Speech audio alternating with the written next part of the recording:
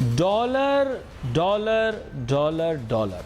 बात यह है कि हर शख्स यूएस डॉलर की बात अब क्यों करना शुरू हो गया। मैं आपको ये बता सकता हूँ कि प्रोग्राम रुपया पैसा के अंदर तो तकरीबन मेरे ख्याल से हर चंद प्रोग्राम के बाद डॉलर के मौजू के ऊपर प्रोग्राम हुआ।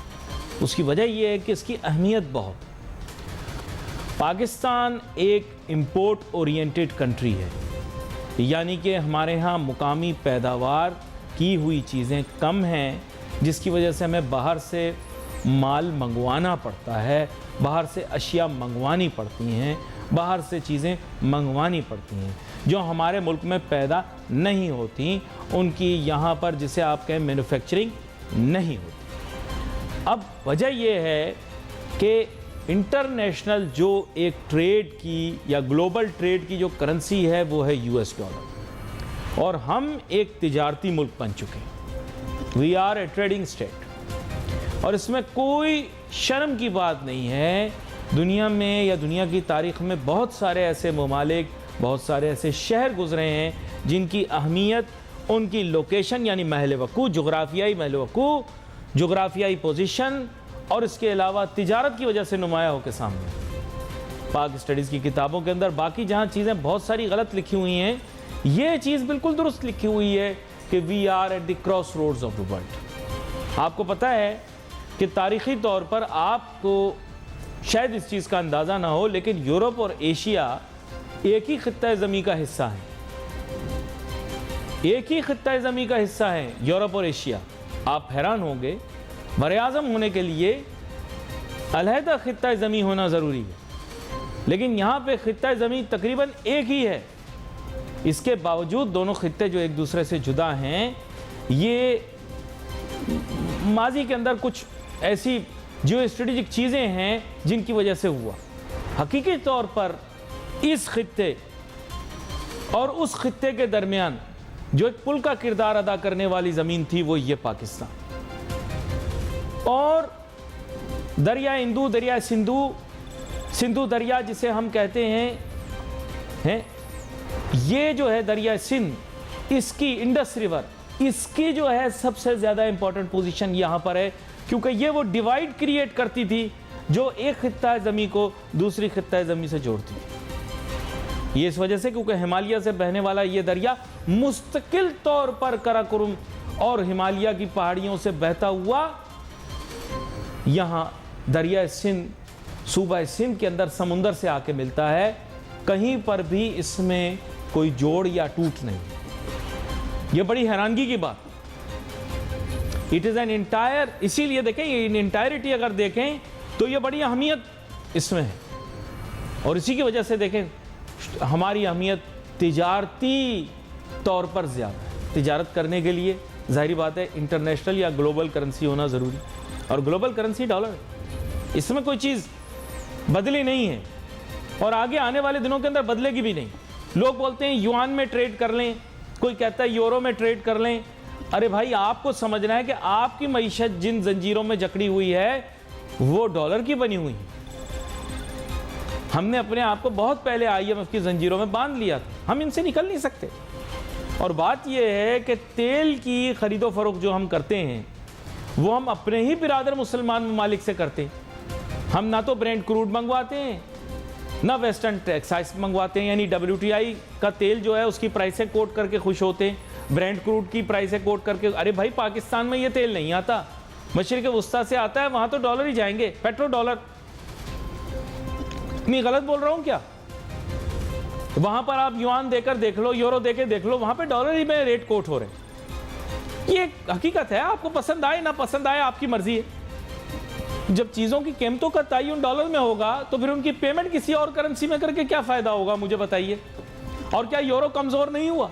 अगर पाकिस्तान अपना पहले ही रुपया इतना कमज़ोर हो गया, और अगर अपना नेशनल जो आप बोलेंगे फॉरेन एक्सचेंज रिजर्व है वो यूरो में रख देता, तो यूरो की पहले कदर कम हो गई। युआन कंट्रोल्ड करेंसी है, आप उसमें कैसे अपनी रिजर्व रखना चाहते हो? आपकी मर्जी है, मैं मना नहीं करूँगा आपको। आप सब बहुत होशियार हो, मैं तो बेवकूफ़ हूँ, मुझे नहीं पता इन बातों का। लेकिन अपनी भी थोड़ी सी अकल इस्तेमाल करो, कुछ साइंस की किताबें खोलो। युआन का रेट तो मुकर्रर किया जा सकता है, युआन का रेट तो मुकर्रर किया जा सकता है। उसको चीन की रियासत उसकी कदर को कम भी रख सकती है एक्सपोर्ट्स को बूस्ट करने के लिए।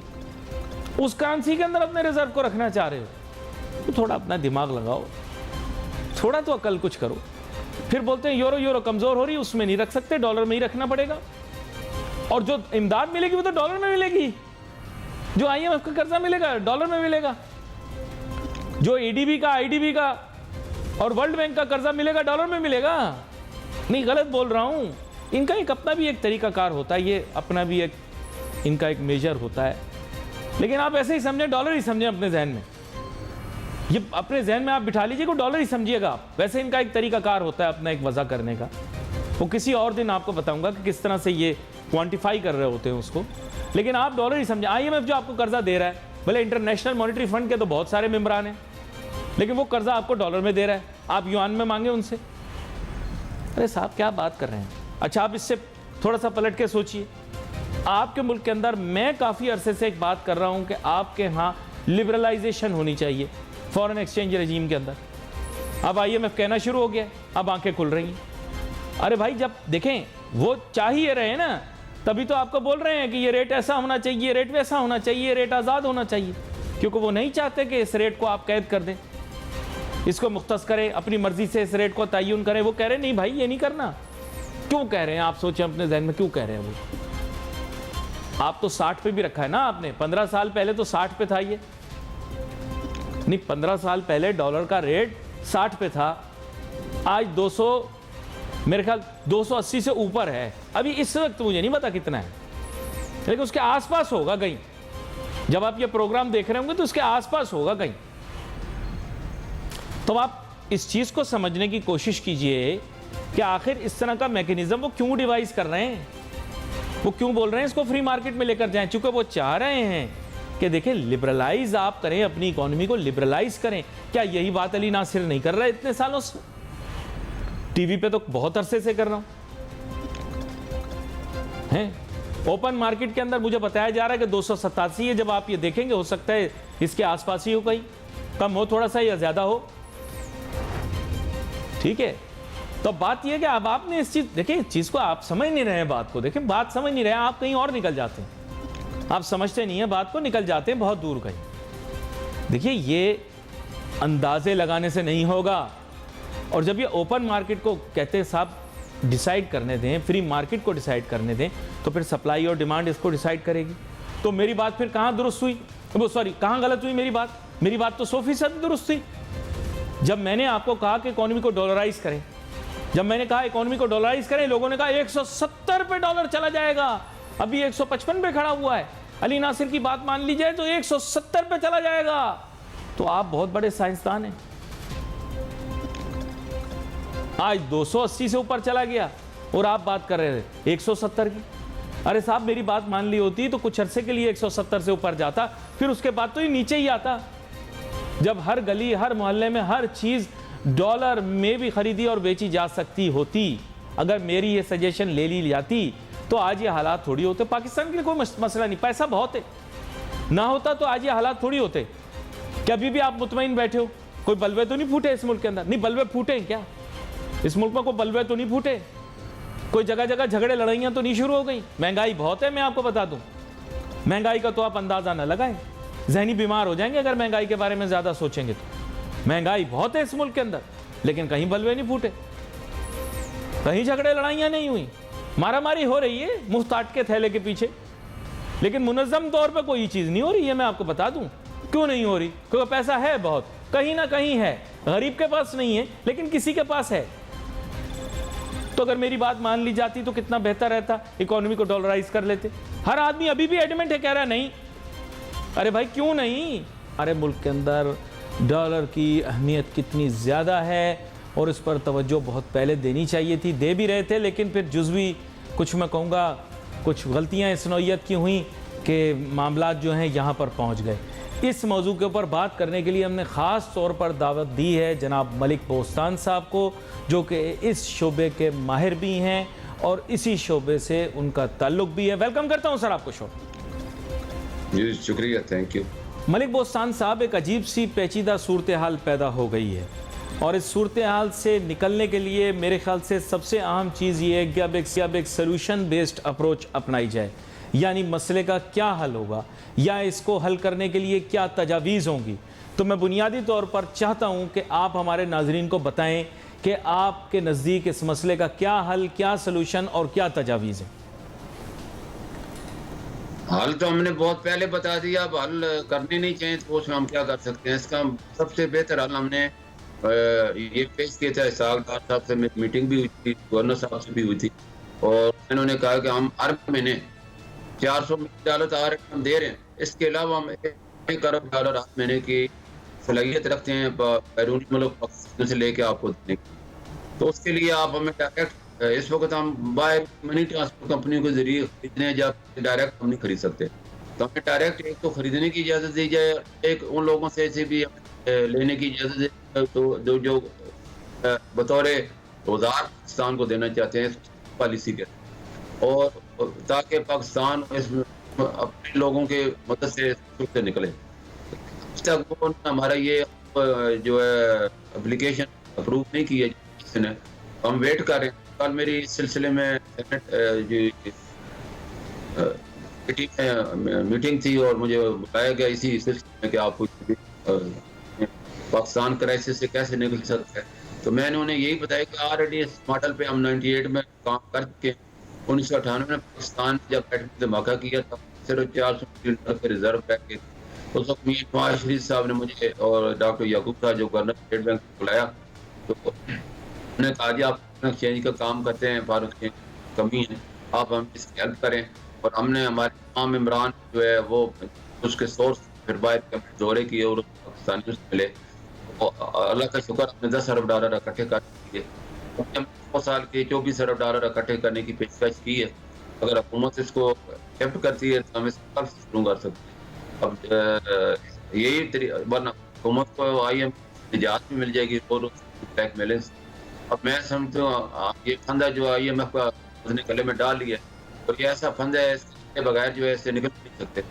तो अब रोज है कि उनकी पेश होता है तमाम मुतालबे मान लिए, पेट्रोल ₹100 बढ़ा दिए, बिजली पे रेट बढ़ा दिए, गैस के बढ़ा दिए, और 170 अरब का मज़ीद टैक्स ला पूरी। और पाकिस्तान क्या करे? अब पाकिस्तान पास करने के बचे ही नहीं है। अब अगर तो अब भी मैं ना मानू वाली बात है, इनके मुताबिक अभी ना मानू और पाकिस्तान की आन की तरह इनके मुताबिक बढ़ते जा कम होने का नाम है। तो इसका ये अपने लोगों से लें और हेल्प लें, और ताकि कतरा क्या होता है तो $1 भी कोई हमें देगा, हम $12 कर लेंगे हमारे लोग। मैं आपको बताता चलूं पिछले 30 साल में $180 अरब पाकिस्तानी बैंकों से बाहर के ट्रांसफर हुआ है। उन लोगों से हम रिक्वेस्ट करेंगे वो वापस भी ले आएंगे, और ये पैसा इत्तेफाक से वापस आएगा, डंडे से नहीं आएगा, ना ही फोन से आएगा। तो हम उनसे रिक्वेस्ट करेंगे, और पाकिस्तान की मोहब्बत हर पाकिस्तानी की दिल में बसती है, तो मुल्क के लिए क्यों नहीं लेके आएंगे? सिर्फ हमें उनको एतमाद देना है और उनको यकीन दिलाना है आपका पैसा महफूज है, और आप जो है हम जो वादे कर रहे हैं इसमें करेंगे, और यही जानी और एतमाद में सरमाए को वापस पा सकते हैं।